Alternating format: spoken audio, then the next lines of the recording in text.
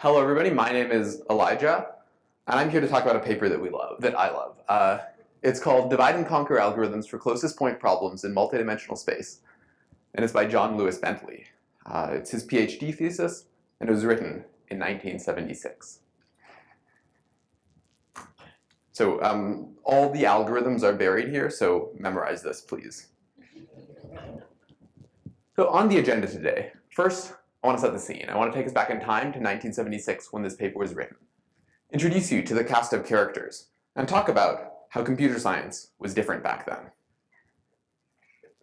Then I want to talk about the problems that he solved in this paper. We're only going to dig into one of them, but I want to outline them because you may have seen them before, or you may have used them. Then we'll talk about the one that I find the most interesting, the closest pair algorithm. And finally, we'll take a step back and look at some general tips for algorithm development that Jon Bentley proposes in his thesis. Finally, we'll wrap it up. So I've actually had the good fortune to talk with Jon Luis Bentley recently, and he sent me this quote that I think is rather brilliant and sets the scene quite nicely. Ernest Rutherford, a famous nuclear physicist, said, "I've just been reading some of my early papers, and when I'd finished, I said to myself, Rutherford, my boy, you used to be a damn clever fellow." So I think this is adorable, and I want to take us back in time to 1976, the age of damn clever fellows. So where were we in 1976? Well, this is a graph of Moore's law, which states that the density of transistors on an integrated circuit chip roughly doubles every 18 months. And in 1976, we were just at the beginning of this. The computers that we have today, the iPhones, PCs, and supercomputers, were in the distant future. They were basically science fiction. In fact, many of the tools that we have available now just weren't around then. They had a lot of different things to work with. So here's sort of a fun little chart I made of the technology available at the times. But something interesting to note is that 1976 was closer to the invention of the first transistor in 1947 than it is to now. So a lot of time has passed since then, and the industry has really changed. The programming languages, the computers that we use, just weren't available, and I want that to sort of flavor how you view this paper, the optimizations we make, and the way we look at these problems. So this all takes place at UNC Chapel Hill, a large research institution whose alumni and faculty include 9 Nobel Prize laureates, 23 Pulitzer Prize winners, and 3 astronauts. And one, Jon Luis Bentley. He actually is as friendly as he looks in this picture, perhaps friendlier.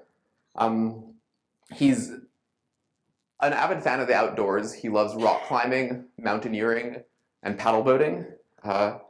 He's written a book called Programming Pearls. This is the first and second edition. That's widely been used now and contains a bunch of great sort of tricks for implementing and thinking about algorithms and development. Let's look at some of the other characters around this space. So he was inspired by none other than Donald Knuth. He says, "It was Don Knuth who encouraged me by his words and his examples to attempt to earn a PhD in computer science." Donald Knuth is kind of thought of as the father of this algorithm space, and I don't think this paper would have been possible without him. The algorithms that developed and the way that he thought was completely influential in forming this. And his thesis advisor was Don Stenot. He's written a few books on discrete mathematics, and he's an interesting guy. I want to point out that his energy is kind of amazing here.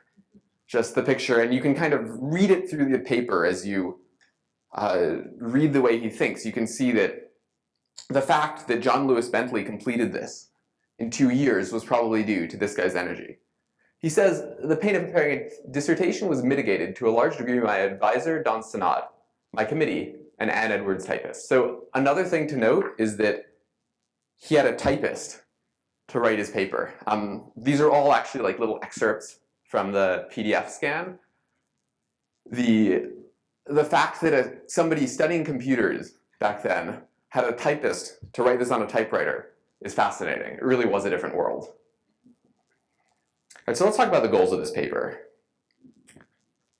First, he wants to solve multidimensional geometric algorithms. So these are algorithms that function on large sets of points, or shapes, in multidimensional space. He wants to apply divide and conquer. Divide and conquer is a technique that forms the basis for algorithms that are used all throughout the industry. I'll go into it a bit when we actually talk about the algorithms. Then he wants to propose principles of algorithm design. So this is the part I really like about the paper, or one of the parts I really like about the paper. Instead of just saying, here are the results, he kind of talks through how he came up with them, and he talks through how one might approach these problems in general. So he says, instead of merely presenting the results herein as finished products, they are arrived at through a detailed development process. This process is really cool, and at the end of this we'll get to some various tips, little nuggets that he presents for how to develop algorithms.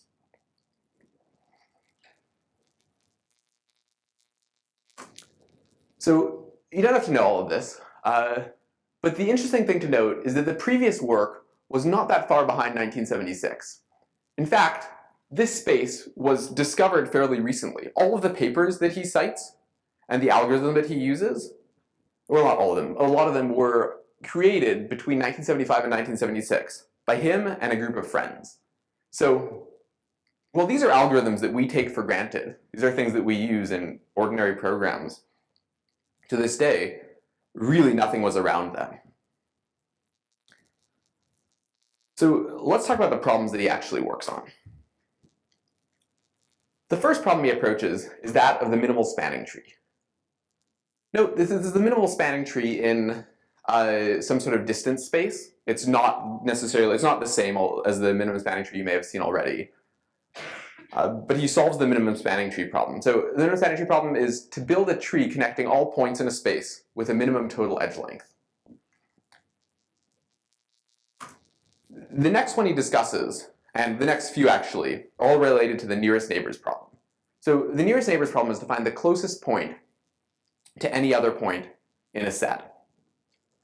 He kind of expands this problem, and this forms a good part of the paper. He talks about the all nearest neighbors problem, which is to find the closest point to every point in a set. Then he finds the fixed radius. He solves the fixed radius near neighbors problem. Find all points within some distance delta of a certain point in the set. So that problem's kind of interesting because there can be almost an infinite amount of points, or a lot of points within that distance delta of any given point. So it's kind of an intractable problem to do it quick. He ends up solving the sparse fixed radius near neighbors problem, which is to find all points within some distance delta of another point, given some sparsity condition, that there can only be some constant of points near to another point. And finally, he does my favorite algorithm, the closest pair problem. Let's dig into this one. All right, so the closest pair problem has a few parameters here. Its input is a set of endpoints in k-dimensional space, and some distance metric.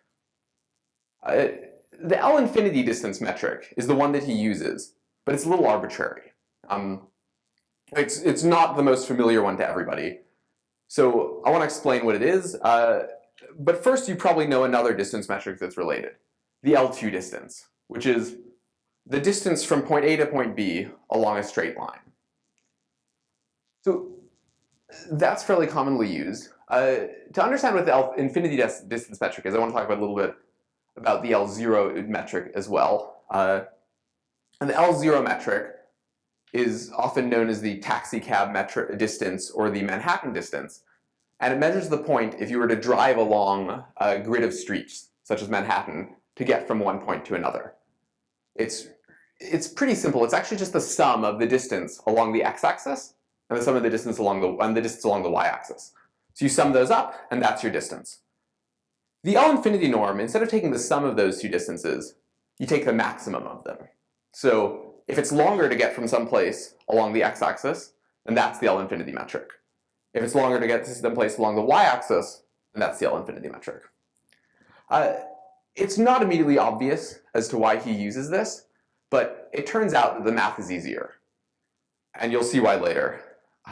It also does work with all the other distance metrics. It's just a little harder to prove.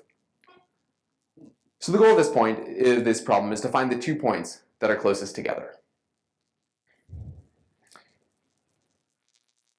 Before we dive into this algorithm, let's look at some applications of it. Oh, wait. He says in the paper, the closest pair is in a sense a contrived problem. The author knows of no application which actually requires the solution of this problem. I thought this was kind of crazy when I read it. And you can come up with a contrived application for this, but its value is elsewhere. Its value is in use in other algorithms. So the minimum spanning tree, the algorithm that he proposes, starts off by using the closest pair. And you can sort of rely on this algorithm and it gives good runtime. Furthermore, this is almost the simplest of the algorithms he presents in his paper. So you can think about using the intuition from this algorithm. You can expand it to work on other problems. That's kind of why I want to study it here. So let's talk about the approach to solving this algorithm. In the paper, he presents this algorithm development vector space, which is really just sort of a flow chart for developing algorithms.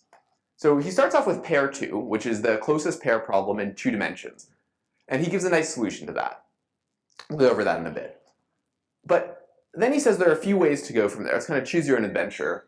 So one way to do it is to speed up using sophisticated cut planes. Don't worry about sophisticated cut planes, but just know that you can go from an algorithm to a faster algorithm. So he has pair 2 and then F pair 2, fast pair 2. Then he says, okay, we have pair 2. We can also generalize it, in this case, to higher dimensions. That takes us from pair 2 to pair k. The idea being, we're starting off with something simple and generalizing it, making it to a more complex algorithm, and sort of using this framework, this structure, to develop algorithms as we go. Finally, he combines them all to use F pair k, or to create F pair k. So one more thing before we go into the algorithms, and many of you may be familiar with it, but it's totally okay if you're not, is big O notation. So big O notation is defined as this, but it's really a way of evaluating some function. And so what it says is f of x is bounded by a multiple of g of x after some value of x. So it's used to describe the runtime of an algorithm often. There are a lot of other uses for it. It can be used to describe other resources such as memory, but you'll often say something like f of x is O of g of x, meaning that it runs kind of bounded by g of x, or some multiple of g of x, in which x is the size of the input problem. So let's look at a few big O's that will be valuable for this paper, and I'll run you through them. So O of n, the bottom one there. Let's see if we have a laser pointer. There you go. O of n is called linear time, and it means that the time it takes to run an algorithm is proportional linearly to the size of the input, which is n there. O of n log n, a little slower than linear time, means that the time it takes to run an algorithm is proportional to n times the log of n. We've got O of n times the log squared of n, which means that it takes another factor of log n slower. The log squared is actually just log of n times log of n. And finally, O of n squared, meaning that the time it takes to run an algorithm is proportional to the square of the size of the input. Let's follow that framework that he gave us for developing algorithms and start off really simple. Let's start off with the closest pair problem in 1 dimension. So it's a pretty cool algorithm, and he actually doesn't have any pseudocode. He just goes through it in text that describes it. So he says, finding the closest pair in 1-dimensional space can be easily accomplished by sorting the points and then scanning down the sorted list, looking for the closest point to each, which will be either its left or right neighbor, and remembering the pair with minimum separating distance. In this case, that's the green one over there. So we sort all of the points on this axis, and we go through each consecutive pair of points, and then just keep track of the closest one. I want to make sure everybody gets this, so if anybody has questions, feel free to ask away. If not, I'm happy to explain it afterwards too, but This is a nice simple start to this. And a cool thing about this, so this algorithm takes n log n time, because to sort it takes n log n. That's sort of a known fact that's proven in another, has been proven already in 1976. And to scan through just takes linear time, so it's bound by this n log n term. But because we notice that this runs in n log n time, we have some sort of intuition, or prior, the higher dimensional algorithms can possibly run in n log n time as well. And that's kind of a motivating factor of the rest of this paper. Let's talk about the closest pair problem in 2 dimensions. So first of all, in my correspondence with Jon Bentley, he wanted me to note that he didn't actually give credit to the person who invented this algorithm in the first place here. So he asked me to do it. A certain Raymond Strong from IBM Research created this algorithm, the 2-dimensional one. Jon Bentley was responsible for expanding it into higher dimensional space. So the naive solution here, which is a fine solution, it solves the problem, is to examine all pairs and find the 2 that are closest together. This is n squared time, because for every point in your space, you have to look at every other point. So there are n times n total number of points, of pairs to look at. Jon Bentley proposes a divide and conquer algorithm, which ends up taking O of n times the log squared of n time. So divide and conquer is a technique in which you kind of decide that your problem space is too big. So instead of solving the whole thing, you divide it in half and call your procedure recursively on the 2 sides. So in then, there ends up being a merge step between them. So you have the result that you get for each side, and you do some sort of merge, some sort of way of putting it together to get the final result. We'll go over the algorithm. I'm going to go over each step in detail later. So right now I'll just sort of outline how this works in the divide and conquer framework. So we've got a base case. If the size of f is 2, then we just return the interpoint distance. Then we've got a divide step. We recursively solve it on each side. We build a line to divide it up into 2 sets, which are going to be our subproblems. Then we recursively solve it on both sides, and we get these 2 values. And finally, we do some cool fancy merge stuff, which is the real trick behind this algorithm. Let's look at an example and walk through each line. First, let's look at the base case. So if the size of the f is our set of points, if the size of f is equal to 2, then we return the interpoint distance. This is a pretty natural step, because if you only have 2 points, those are going to be the 2 closest together. So in your base case, just return the interpoint distance. Next, he suggests we choose a vertical line partitioning f into 2 collections of about n over 2 points each, a and b. So you might wonder how he actually divides it into n over 2 points efficiently. He says here that the little runtime is up here, and he says that this is in linear time, but it's not immediately obvious as to how you may do that. So one strategy is to just sort it, but that takes n log n time. Another strategy is to use an algorithm such as quick select, which is generally O of n time, but has a worst case performance. And he actually does something really cool, recommends something really cool, where you pre-sort all the points and just pass it into your algorithm, and then you can slice and dice it however you want, and pretty easily get the middle one, so you can divide it in 2. All right, next we've got the conquer step. We use the procedure to recursively find some value delta A, which is the distance between the closest points on side A, on set A, which is the left side, and delta B, the distance between the closest points on the right side. And we set delta to be the minimum of delta A and delta B. So we've got our delta A and delta B, and let's think about what they represent. So if we've got all these points and a line in the middle, we kind of have 3 possible cases for where the closest pair of points can be. Either it could be like delta A here. They could both be on the left side, in which case we've solved it. They could also both be on the right side, in the case of delta B, in which case we've also solved it. But there's a case we haven't covered yet, and that's the case of them straddling the middle. If one point is on one side of the line, and the other one is on the other side of the line. And that's where the fancy stuff comes in. So next, we do a reduced step. We project all points within delta of this line L onto L and call this set S. Ignore the sparsity constant for now. I'll get into that in just a second.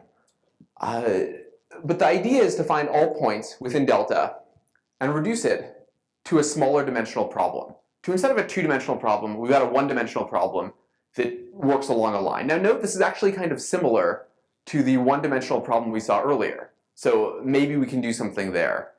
But the reason we project them onto the line, and the reason we're happy with this subset, is because if any two are closer than delta to each other and they straddle a line, they both have to be within delta to the line. Otherwise, they'll be further than delta from each other.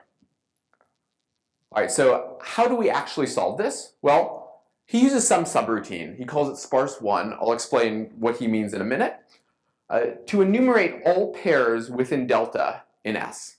So he says, check for any pairs enumerated that are, well, within delta in the space on the different sides of L, let epsilon be the distance between the closest pair enumerated. So if you've done a bit of algorithm development before, you might realize that there's a problem here.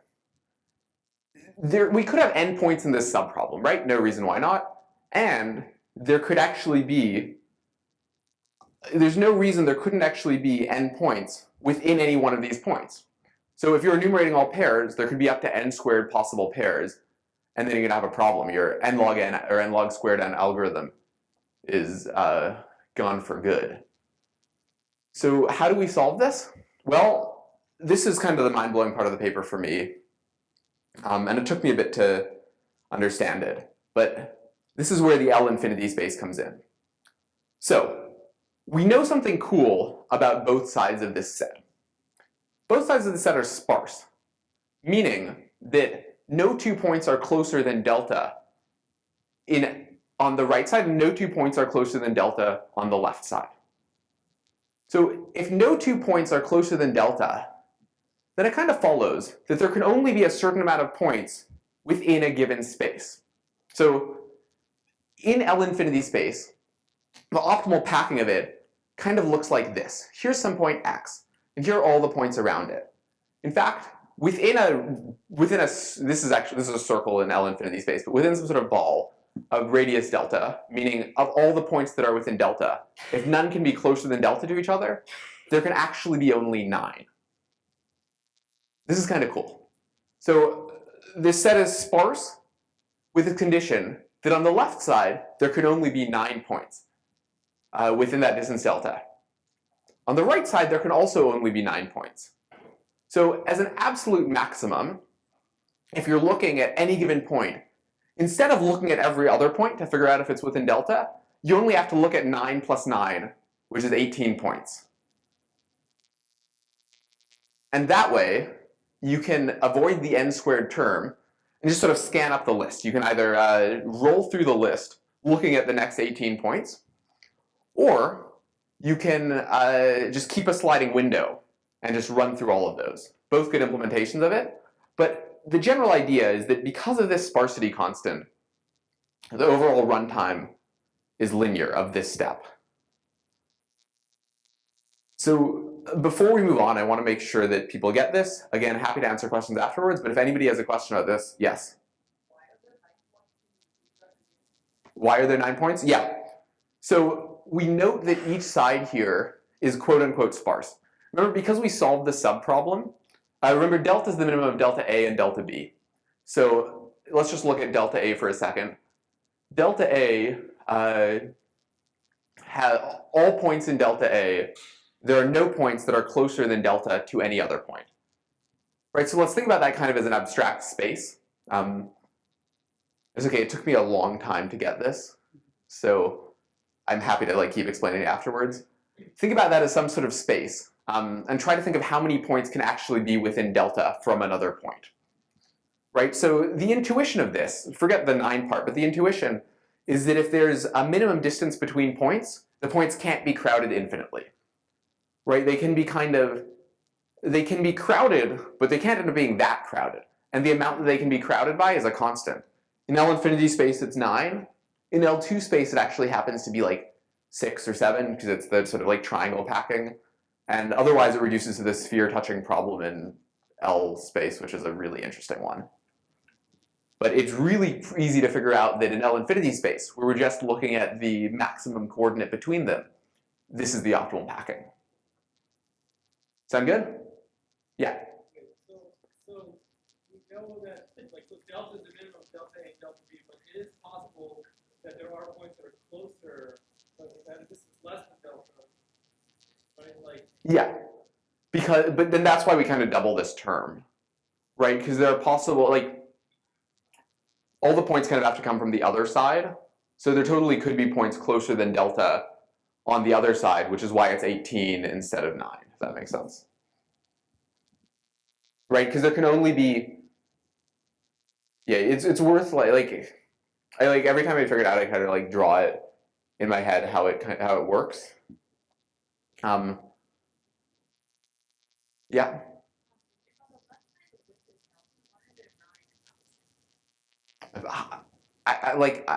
That's a really good question, and I've been kind of trying to think that through.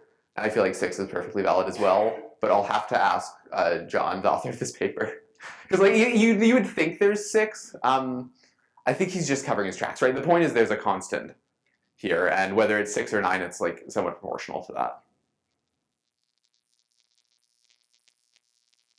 Cool. Okay. Again, I'll go through this afterwards if anybody wants. Just want to make sure you guys get it. All right. So let's extend this to k dimensions, and I want to point out that we use this sparse one. This is that algorithm of scanning along the line and trying to figure out all the points within delta. It's the sparse fixed radius problem, which is that problem that he solved earlier. So he actually uses that as a subroutine. And one of the cool things he does is extends that problem to n dimensions. I'm not going to go through how you do it, but it's pretty simple to figure out from this. I can explain afterwards, but it's really just another divide and conquer algorithm that almost works exactly the same as this. So to do this by the way, the runtime of this is O of n times log squared of n. I'm not going to go through all the math, but if you manage to pre-sort the points in all the right way, you can get this down to O of n log n. Let's look at the closest pair problem in k dimensions. So instead of reducing to the first dimension, we reduce to dimension k minus 1. So instead of selecting a line, we select a hyperplane to divide our points into set A and B, left and right. You can sort of divide it along any axis. Then we recursively solve these subproblems. Again, we've got divide and conquer. And instead of projecting onto a line, we project all within that minimum distance, delta, onto a hyperplane and solve this sparse problem in lower dimensions. Again, we've got the sparsity constant delta, and the sparsity constant is still a constant in higher dimensions. So the runtime of this is O of n times log to the k of n. Now with pre-sorting, it can be O of n times log to the k minus 1 of n. But the point is we still got kind of a logarithmic runtime here. The interesting thing that he pointed out earlier was that the one-dimensional case can be done in log of n time. So he kind of has this intuition that the multiple dimensional case can be done in that too, and that's his goal throughout the paper, to get it to that speed, to n log n. So how do we actually make it faster? I'm just going to hand wave this because this is pretty complicated. But the idea is to use intelligent cut planes. So a cut plane was that line that we projected all the points onto. And instead of just making it so there's n over 2 on either side, it turns out you don't actually have to divide them evenly. You can magically pick a constant, such as 1/8 and 7/8. So if both sides have greater than 1/8 of the total number of points, you'll still get a logarithmic runtime. And the runtime he ends up getting to is n log n. So how he does this is kind of cool. There are 2 properties that he ensures for dividing this cut plane, and one is this, that there's greater than 1/8 the total number of points in each side. That way we divide it up fast enough so it's a logarithmic runtime. The other one is you have a limited number of points within the center line there, within the center plane. So the number that he gives us is n over log n points have to be projected from delta, have to be within delta, or at most I think n over log n points have to be within delta of the smaller line. That way, the reduced problem that ends up going to the sparse fixed radius problem is not too big, and it doesn't end up showing up and causing this log to the k of n time. So how he does this is he first demonstrates what a good cut plane and what a bad cut plane looks like. You can see in the bad cut plane, sorry, it's kind of hard to see. In the bad cut plane, a bunch of points are within this delta in the middle. In a good cut plane, there actually aren't that many. Then he outlines how to get good cut planes and how to get bad cut planes. And finally, he gives a pretty cool algorithm for doing this. I'm honestly still working through this, so if you want to sit down and read the paper with me, then I'm happy to. When I implemented these algorithms, I didn't actually get to this part. I just got to the log to the k of n part, and I was pretty happy with that. So we've dug into this. This is a really fun algorithm.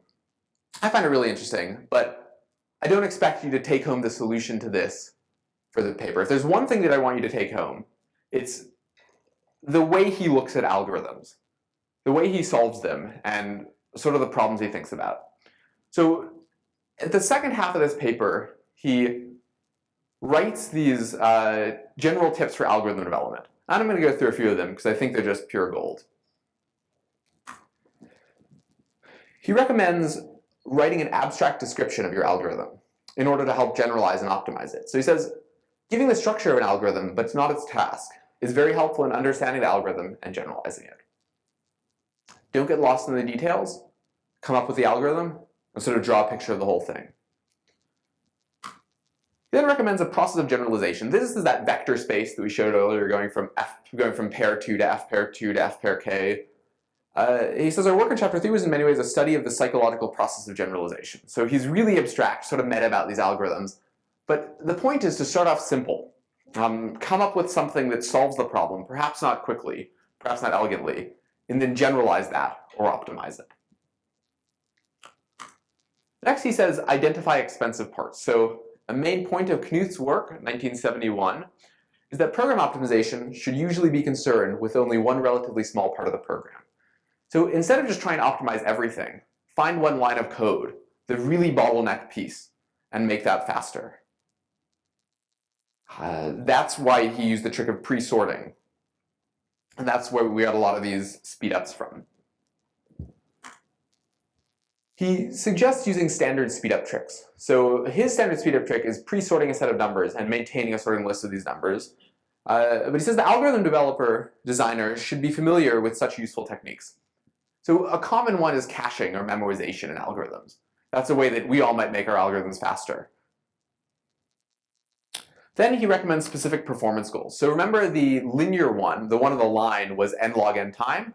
That was kind of his goal. He actually, in the paper, proves a lower bound for this, and then uses that as the goal. He's fairly ambitious. But the point is, don't just try to make it faster. Rather, figure out exactly how fast you want to make it, and it'll kind of help you understand the structure of it. So in developing an algorithm, it is helpful to have a specific performance bound in mind. Next, he does a lot of thinking about what an average case algorithm and a good worst case algorithm is. So he develops good worst case algorithms. Worst case algorithms are ones that function with a certain runtime in all cases. And he says one can often turn a good worst case algorithm into a good average case algorithm by substituting average case components for worst case components. So look at the lines of your code, look at the subroutines you have, and if you can add an average case component instead of a worst case component, you can have a good average case algorithm, which might make it a lot faster in general. We didn't go into this in this talk, but he ends up talking a lot about sampling. So though it is usually necessary to examine all elements of a set to be able to guarantee a property of that set, one can often get a good expectation of that property by investigating a sample, which is more efficiently accomplished. This ends up being an accuracy performance trade-off, but it's a very common technique, especially in statistical analysis. Instead of looking at all the data, look at a bit of the data and make your algorithm faster. So to wrap this up, the early days of computer science were fascinating. I find multi-dimensional point problems to be really interesting, and I hope you do too. And it turns out the closest pair problem can be solved in n log n with some clever tricks. And finally, we can learn a lot from Jon Bentley's general tips for algorithm construction. All right, Thank you, everybody. Here's a picture of my puppy trying to understand the closest pair problem. She's really smart, and she didn't get it till the second try, so feel free to come up and ask me questions afterwards. Thank you so much.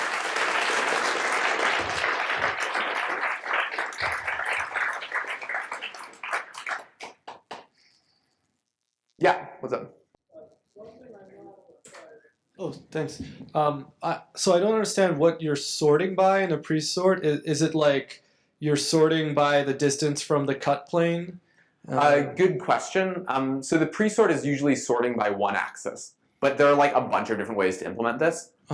So you can think, so like the simplest way to do it is if you're splitting along the x-axis, you might pre-sort by the value on the x-axis, right? So then all you need to do, you have an array of all the points by their value on the x-axis, then you need to do is find the middle of that because you know the length, just divide that in two, and chop it in half, right? So you might actually pre-sort by other dimensions or pre-sort by all of the dimensions and kind of like send it down through your recursive subproblems. But you're really just sorting the points in space so that you know where to make that cut line. But so you're going to be making multiple cut lines, right? Like on every division? And yeah. So they all have to be in the same plane, in the same sort of, they all have to be vertical lines essentially. Like I think you can also sort it by like all of them, you just have to divide it up really intelligently. Okay. I have yet to implement that piece. But yeah, that's a good question. It's also more of an implementation detail, I think. He kind of leaves that up to the reader. Okay. Yeah.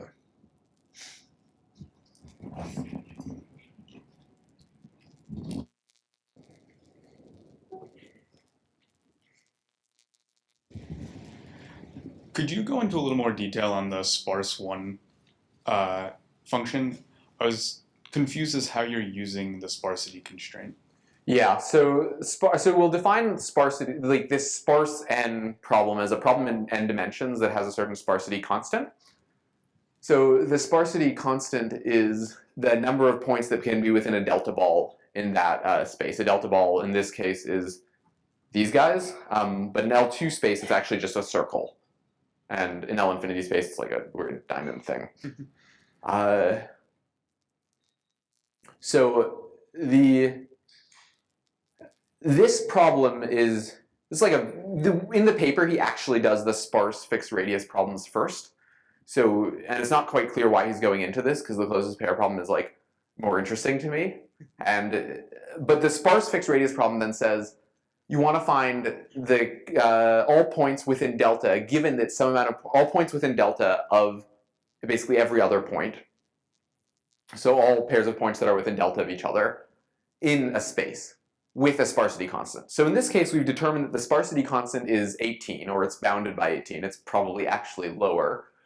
So this is an instance of the sparsity problem in one dimension. And this is the base case of that problem, this one-dimensional line. So at the base case of the problem, you sort of like scan through all the points, and you're good to go. In the non-base case, what you do is you divide it up in the same way and reduce the middle ones to a lower dimension.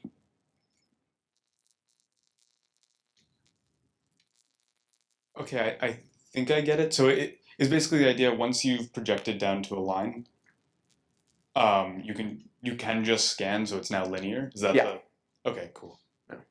Right, because it is a sparsity, it is that sparse problem with a certain sparsity constant.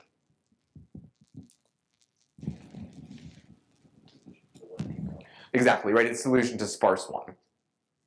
Well, what is sparse one? Is sparse one the process of finding how to project onto this line, or is sparse one what you do with that projection? The latter, what you do with that projection. Okay, so sparse one is just in one dimension, right? Okay, so how is it legitimate to kind of lose because you're throwing away information when you're projecting? That's a really good question. Yeah. It's legitimate because of, so first of all, you're throwing away information, but the enumeration of all points here is going to be a superset of the points in the two-dimensional space, right? Because if it's within delta in 2 dimensions, it's going to be within delta in 1 dimension. A subset, you mean, right? Yeah. Okay. Sorry. Yeah, you know, the one-dimensional one is a superset of the two-dimensional space, I think. I might be wrong here. Is it a subset? Either way, it's related to that.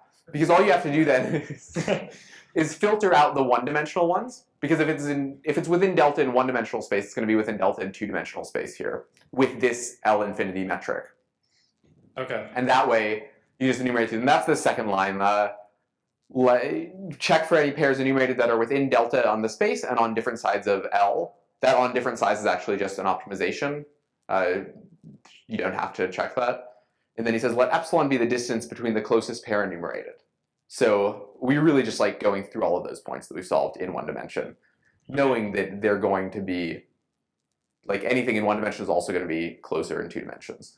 And if epsilon, the distance between the closest pair enumerated, that epsilon is like the equivalent of the solution to the left subproblem and the right subproblem, right? That's like the answer for like the middle slice. Yeah, I mean, what he does, exactly. But what he doesn't say here is that this epsilon is actually the distance in two dimensions between the points on that one-dimensional line, which is confusing as hell. Yeah, okay. So thank you for that.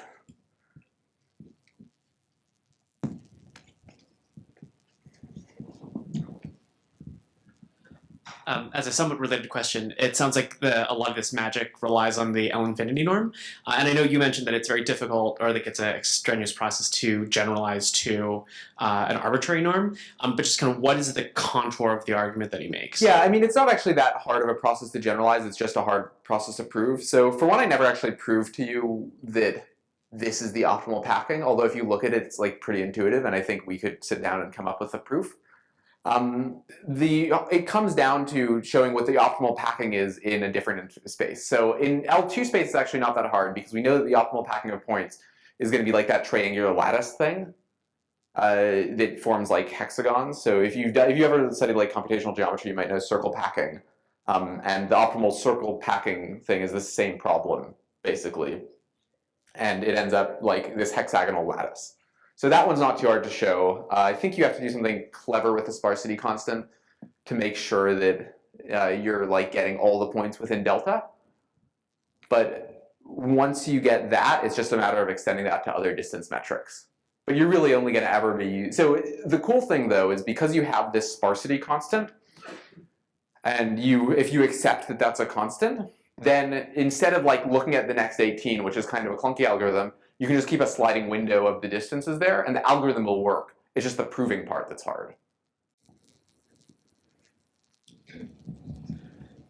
You mentioned in the beginning that the author actually said that he doesn't know any practical implementation or practical, application of this. Have you thought about where this might be applicable? Yeah, I mean, one example. Let's see if I can find that. One example of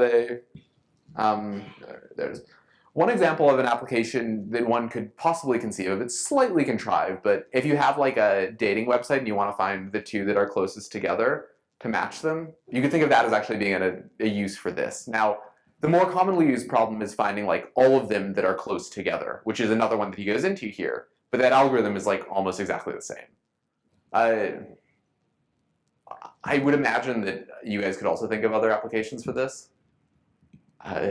But it always feels a little contrived because for just some reason you're often looking at like the k nearest neighbors. So you could just run that like k times and then you get the closest there. And so for clustering, this is kind of useful. But it's really these problems that are built on top of it that are the most useful ones, at least that I've encountered. What's up, Will? Oh. Are there any other algorithms that have come out more recently that also address this in perhaps not necessarily a more efficient way, but just a different way? I'd be curious to know that. To be honest, I don't know of everything. I know that this is the optimally efficient algorithm presented here, but it is not always the fastest. And the reason that it isn't the fastest is due to something called the curse of dimensionality. So when you look at the points that can be within that constant 18, that constant is actually dependent on the dimension. It's an exponential function of the dimension. So if you just kind of n as the size of the input pair, or the input points, then this is like perfectly legitimate analysis, but you have to sometimes count d, the dimension in. And if the dimension is high, that sparsity condition can be like sparseness with like 3 to the 10th. And that's not a particularly useful condition there. So other approaches, I think, kind of mix and match this. So you can kind of like split it up and then end up solving the n squared problem within that ball, or like sort of cleverly choosing it. And I think there's also been some work in parallelism here. I would imagine that the machine learning algorithms that are using k nearest neighbors here, that are doing k nearest neighbors, are not using like the original implementation of this necessarily, but it's all sort of inspired by that. Now, I don't fully know all of the things that have come out, so I'm kind of just conjecturing here. So kind of going off what you were saying about crystal dimensionality, I was confused how the k-dimensional problem is n log n. Well, it's if you count d as the, like k as the input there, it's n log n times 3 to the k. So if you're just counting n, then it's n log n. If you're counting k, it's n log n times 3 to the k. Was that the question you're asking? I guess so. I'm sorry, I'm confused. So for the closest pair in k dimensions, you had said the runtime was n log n. So like, yeah, what happens as k gets large? Yep, as k, so the runtime is actually n log n times 3 to the k. So as k gets large, you multiply that runtime by something that gets exponentially large with respect to k. Ah, I see. And that's if you have this like horrible diabolical case where they're all sort of bundled within the same dimension. But because high dimensional spaces are kind of hard to understand and like are just weird, you're going to I'll probably hit that case. All right, cool. Thank you. You mentioned that he, in his paper, talks about that you might be able to trade off a potentially worst case scenario for a better average case scenario. Did Yeah. he talk about any approaches to that with respect to this problem? So using quick select, for instance, to get the median instead of pre-sorting it, you can dodge the sorting problem at the beginning and use, although quick select actually just is never as fast as you think. But using some like median of medians, for instance, is a great algorithm that does this, that has like, you could end up in that case getting like some like diabolical conditions where the median of medians is really bad, but in most cases you'll split the points evenly and get a good recursive runtime. Yeah, and this one sampling isn't as good because you're just looking for the 2 closest points. If you were looking for like the average distance, sampling might be nice. Yeah, I'd imagine in this algorithm there are others. In the other ones, there are like a lot of them that you can go into.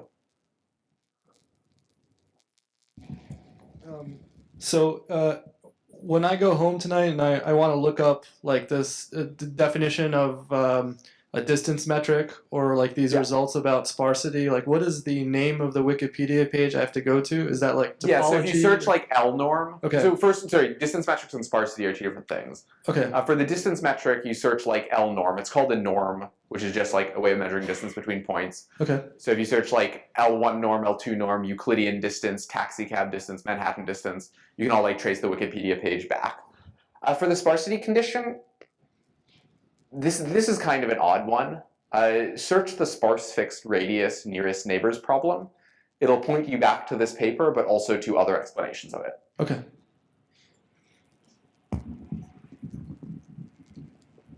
We got time for another 1 or 2 questions. Anything else? All right. Thank you. Oh, one more. Was this all novel work, or was he building on work that came before? He was building on work that came before him, although it was all kind of new. So as I said, Raymond Strong of IBM actually invented the 2-dimensional one. And Donald Knuth had a bunch of other algorithms that were useful to this. So for instance, like this takes heavy use of sorting, and this makes heavy use of sorting and the fact that sorting is n log n time. He actually cites those papers instead of just taking that on knowledge, on like knowledge alone. And all of these other ones, like way back at the beginning, like these are solutions that he presents in his paper, some of which he says just refer back to this, and some of which he kind of like goes into detail on. Awesome. All right. Oh, we got one more? Yeah. Yeah. So as you were going through the paper, what has proved to be the most useful thing? Was it like Wikipedia, other articles, reaching out to the author? Well, Because it without sounds like it's question, quite a reaching paper out to the get author because he's just such an interesting guy. But the most useful thing in terms of my like what I take going forward or understanding the paper. Understanding. Oh yeah, so the most useful thing in terms of understanding the paper was Wikipedia articles and just Googling this problem online. I actually studied this paper first in college. We had an algorithms class and I presented, we had all presented an algorithm to the teacher. So this was the one I chose, and then I dug through website to old 90s website to 90s website to 90s website until I found this paper and I just read through it. So there are parts of the paper that make it very easy to understand, and then websites that make it of people writing this up because it's just a really cool algorithm. I found that the best thing for me to understand it was actually to sit down and implement it though. And instead of implementing the whole thing at first, I use a lot of hacks. So I would just use the Python sort function to sort it instead of pre-sorting it. Or do some subroutine that actually goes in n squared time, where I'll then the sparse n one, I did an n squared time first, and then I replaced it with the fast one to sort of help me understand the structure of the problem.